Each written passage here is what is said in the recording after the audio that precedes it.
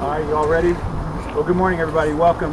We're really happy that you're here on this tour with us. I want to say I'm very happy that this day has come, even though the sight behind me is really sad.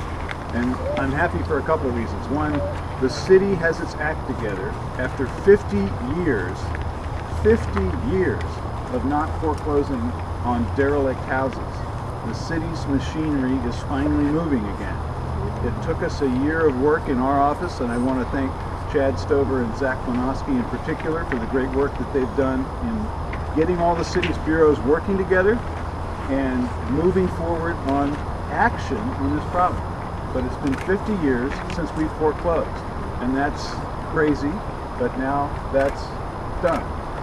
The second clear message that I want to communicate today.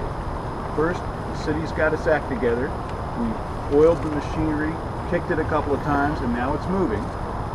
Second clear message is, if you're a speculator and you own property like this, and you're expecting that the city will be your unpaid property manager while you wait for the value to go up, and you're going to dump the problems that creates on your neighbors and on the community, you're done. We're going to send you the bill, and if you don't pay the bill, we're going to foreclose on you under the authority that the law gives to local government. It sounds simple, and in a way it is, because we have this authority and we're finally using it. And I want to thank the spectrum of folks in city government, from the auditor's office, from the Bureau of Development Services, from the Office of Neighborhood Involvement, and from the Police Bureau, among others, who have worked in concert to get us to this point. I woke up on this issue a little over a year ago when I went on a ride-along with one of Dave Hendry's officers, Aaron Schmautz, who knew every single house in his patrol district that looked like this. And unfortunately, there are hundreds of them in our city. And each one of them is a tragedy. This one is especially a tragedy in that a 27-year-old woman died in this house from a heroin overdose. That's terrible. And again, the sad effects of this house and all those other hundreds like it are not confined to the interior of the house. They affect the whole neighborhood. And we've got neighbors here and neighborhood activists here who've been begging the city to get going on this kind of a solution. So I'm, as you can tell, very pumped up about the fact that we're finally moving on this. It's an outrage that we've had houses like this that are blights on our neighborhood. It's an outrage that houses are unoccupied and falling apart in a city where the housing prices went up faster than anywhere in the country last year, 11%, and where people are desperate to find housing. So this is a solution that's finally come. I'm very happy about that. On next week's City Council calendar are 5 houses for action for foreclosure by the Portland City Council, and this is one of them. We're not done, we're just getting started. With that, I want to call on Commander Hendry, who has been asking us to get going on this for some time. Thank you, Mr. Mayor. I do appreciate the fact that the mayor took the time to do a ride-along with one of our officers and really see the state of affairs, not just in East County, but throughout the city. We do have several hundred of these houses in our precinct and in East Precinct, and they are probably the driver for the majority of calls for service we get as it relates to property disputes and issues associated with that. I can't tell you how important this initiative is. These houses for oftentimes in the future, in the past, have been sitting this way for years. Officers respond to these calls routinely. Every day, somewhere within this precinct, officers are responding to a vacant distressed property call where a neighbor says, hey, somebody's breaking in, they're prying off the boards, and then we're taking our officers to go address that. In and of itself, that's what we do, right? We do come in and respond to burglaries and property calls. The issue is trying to find ownership, trying to find someone who's going to follow through with a complaint. So our officers aren't going into a house trying to make arrests where we have nobody there who's willing to sign. And I think through this work here, through the mayor's office, and really the mayor's passion to get this on board, we're going to start holding those people accountable so that our officers can be doing other things as well as keeping the community safe with these homes. So, thank you very much. Sally Bowman is here. Sally is one of a number of neighbors who've had to put up with this kind of a problem. She's done a great job of coming to city council meetings and talking at both our work session and in regular council sessions about this. So just want to thank you and some of the other citizen activists who've said, pay attention to this, it's affecting my life. Yeah, it's a huge issue living next door to a house like that. I have 4 kids, and they asked them this morning, what's it like living next door to this house? Because okay, put your hand down. I said it was funny because it's good when the kids come. So it's fun because you get stickers when the police come. So that's not something you want your kid to be excited about. Seeing the police come to your house over and over to make people leave that aren't supposed to be there. You don't want them to. Squatters moved in. Yeah, the squatters moved in. You're right. And then they would tell you, oh, there's somebody in the backyard. And if you live next door to a normal house, somebody in the backyard's not a big deal. It's just your neighbor, barbecuing or something.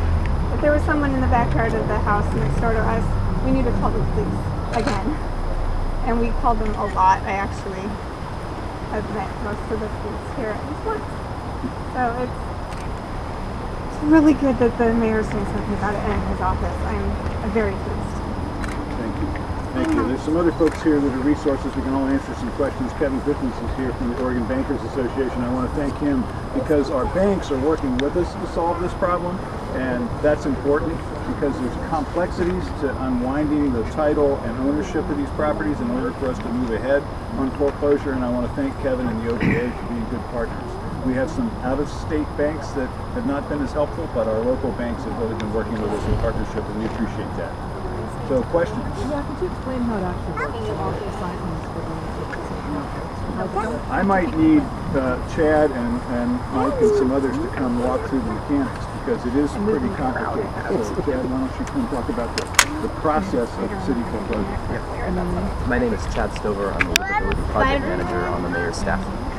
Right, and layperson language, how does this work? So it's a very long process, and as the mayor mentioned in the opening portion of this is old administration that's being woken up after about 50 years.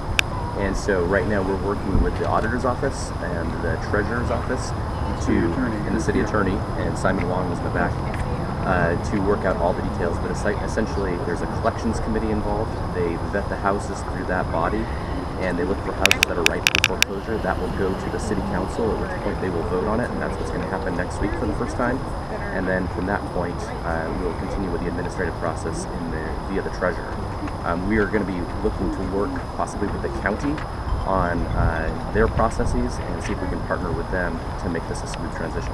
So it has to be an abandoned nuisance house or foreclosure. These are the kinds of houses that we're focusing on right now. These are the typical scenario is somebody receives a notice of default from the bank, they've fallen behind on their mortgage payments, they may not understand what their housing rights are, and then they think they're in trouble, and so they leave.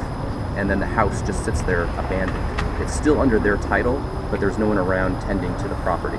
And at that point in time, because there's no one there looking at it, squatters might move in, the grass grows long, there are rodents, and it becomes a nuisance to the neighborhood. And we want to promote livable neighborhoods in all parts, out here in Lents and everywhere in Portland, and that's important to us.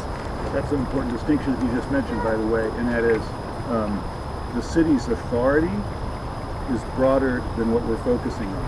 And that is, there are people who are living in houses, and those houses are run down. They have code violations, and they're working, in some cases, cooperatively with the Bureau of Development Services. In other cases, they're getting fined.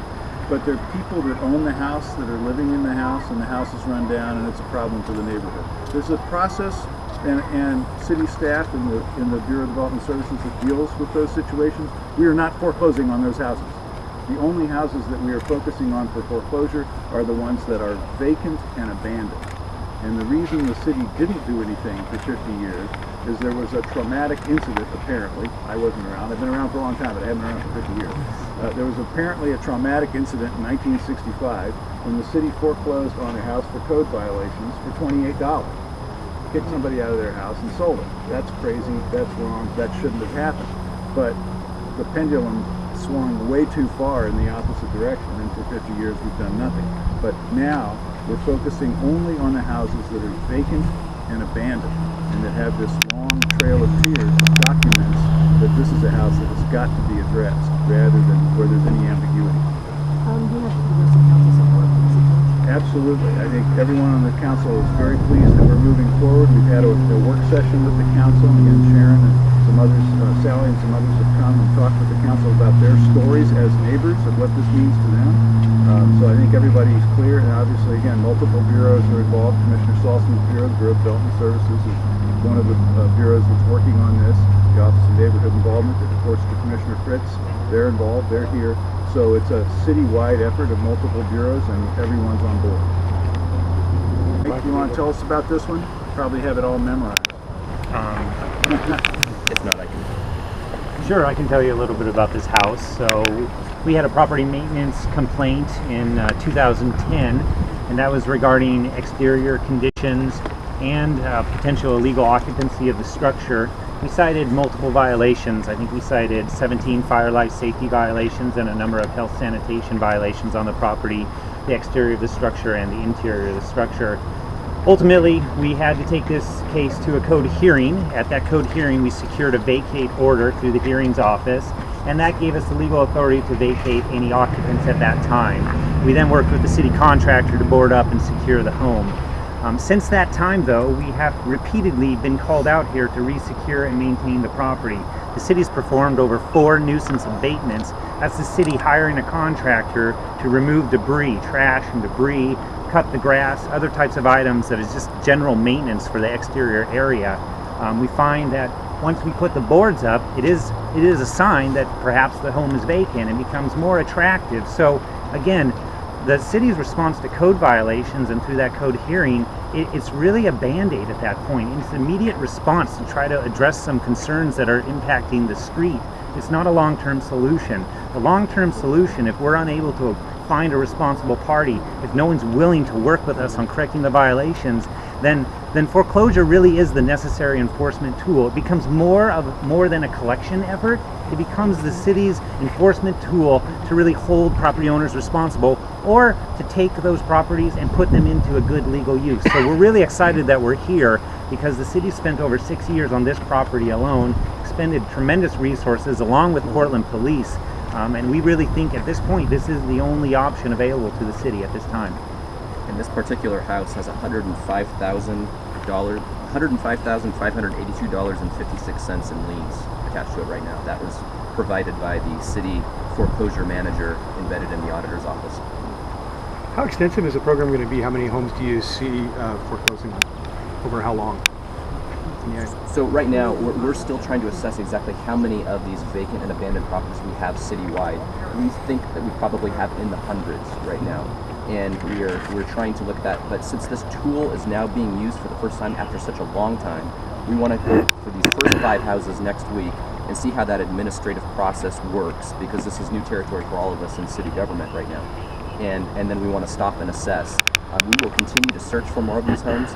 Working with Mike's staff, we are already putting together a more comprehensive list of how many homes we have, so we're going to continue that search. That's sort of a rolling list. We're going to keep building the list from the records of the Bureau of Development Services and others, and then provide extra notice. Again, we've been working cooperatively with our local banks. Let them know if there's one of their homes on the list. Hey, this is a house that's moving towards foreclosure. This is kind of the last chance moment to do something about it. And again, we want property owners who own these houses to get the message and fix them before we foreclose. We're not interested in foreclosure for foreclosure's sake. The city is not interested in holding on to these houses. We want to move them into the hands of a receiver, like a nonprofit organization. So what we hope will happen is that list will start shrinking, not because we've foreclosed on dozens of houses, but because dozens of property owners have said, oh, I guess my bill has come due. I'd better pay it, fix up this house, and get it on the market. Liefeld. Mike Liefeld. Liefeld. So I don't think we can go inside, but we can probably walk around the yard. Just be careful. And then we're going to move on to our next house in the Parade of Horribles.